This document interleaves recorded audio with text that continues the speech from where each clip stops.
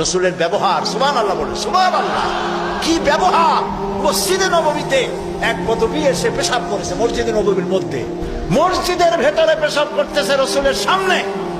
সাহাবায়ে কেরামদের চোখ মোটা হয়ে গেছে, ভাবখানা এই রসুল পারমিশন দেন আর জম্মের মতো পেশাব করাই দেই।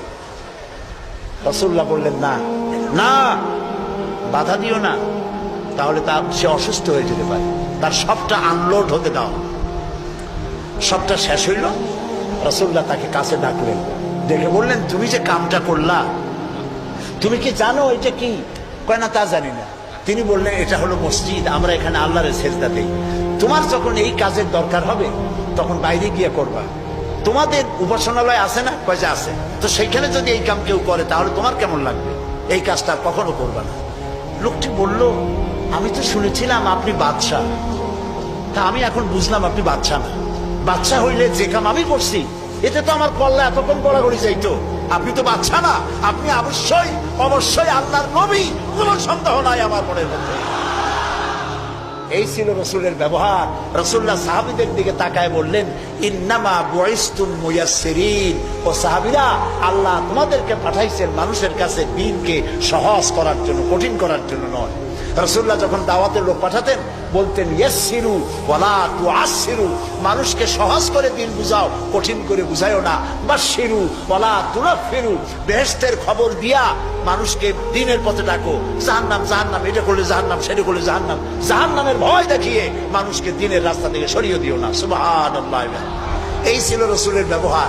তাই মানুষকে দাওয়াত দেওয়ার সময় টেকনিকটা, লোকমানের দাওয়াত ছেলের প্রতি আল্লাহ কত পছন্দ করেছেন। তিনি ডেকে বলছেন, ইয়া বুনাইয়া, ও আমার কলিজার টুকরা, আমার বাবা, আপনি নিজে হাসানা মোমেন সাহিদ এমন বখাটে ছেলে, মাথায় উল্লুকের মতো চুল, হাতে ভাল্লুকের মতো নখ, গলায় সোনার সেন, এরকম মোমেন সাহিদে নাও থাকতে পারে।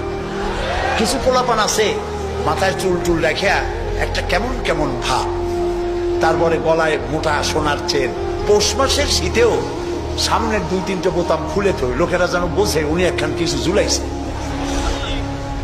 এইরকম ছেলেকে যদি আপনি তো রাগ করে আছেন, ছেলে আপনার কথা শোনে না, যদি ভাত খাওয়ার সময় ডাকেন, সোনামণি, বাবা, কলিজার টুকরা, নয়নের পুতুলি, আব্বু, একটু কাছে আয়, আহারে, ও যত বড় খারাপ হোক আপনার পায়ের কাছে চলে আসবে।